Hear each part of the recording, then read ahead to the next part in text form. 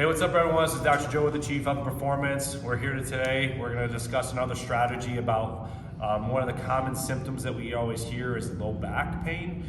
So there's a great little strategies you can use at home to kind of help complement with treatment.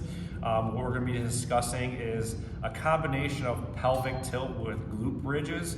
So one of the main things we get is anterior pelvic tilt when my pelvis wants to shift forward, which increases the curve of my back and creates pain. So that's something that we can help do. So a simple drill for this is gonna be, first off, laying flat on my back is if I have my feet to the ground, I'm gonna get this little arching in my back.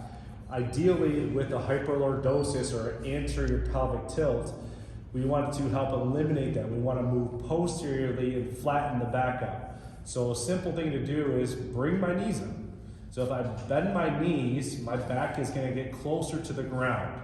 So what we can do from there is I actually want to start engaging some of the abdominal tone. So even if I bring my feet up to do a glute bridge, we ideally would like our hips and our knees at a 90-90. So that means a 90-degree angle from here and a 90-degree angle from here.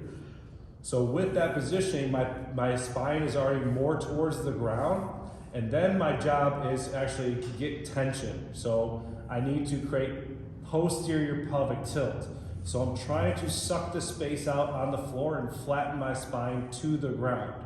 So that is what I am gonna first do. Until you get comfortable with that, I'm gonna pull my spine, and I'm gonna flatten to the ground, posteriorly translating my pelvis, and I'm gonna hold that for a 10 count.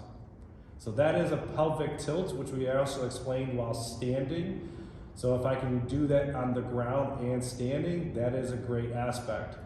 The second thing we're gonna do to take another approach to this and advance it is gonna be our glute bridge. So from here, I'm gonna do a traditional bridge, but the first thing I need to maintain is that pelvic tilt. I need to feel my abdominals engaged, my spine is flush to the floor, and then I'm gonna use heel drive. So I focus on my heels to pop my pelvis off the ground. So I'm gonna drive through my heels, keeping the pressure down, and I'm going to lift my pelvis while keeping my spine flat. Now this will engage the hamstrings, and especially the proximal hamstring, closer to my glutes, and I should feel upper abdominal contraction as well. So I'm gonna hold that positioning for 10 seconds, and then I'm going to return. So again, we're gonna start off with posterior pelvic tilt, flattening my spine to the ground.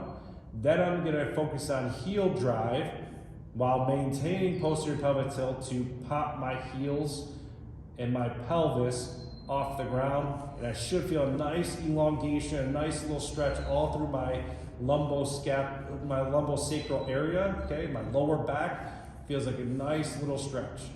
But we're really focusing on hamstrings, core tone, and even in my paraspinals in my back.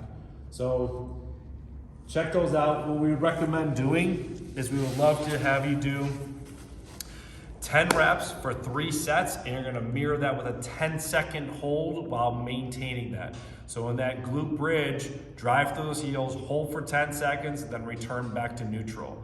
So if you guys need any other help or strategies, follow us on our Facebook or Instagram, social media, give us a call. We're always talking about these drills in the office. So if you have these common symptoms, let us know, we're here to help. Contact us by text or phone call at the numbers on our social media and our websites. Have a great day.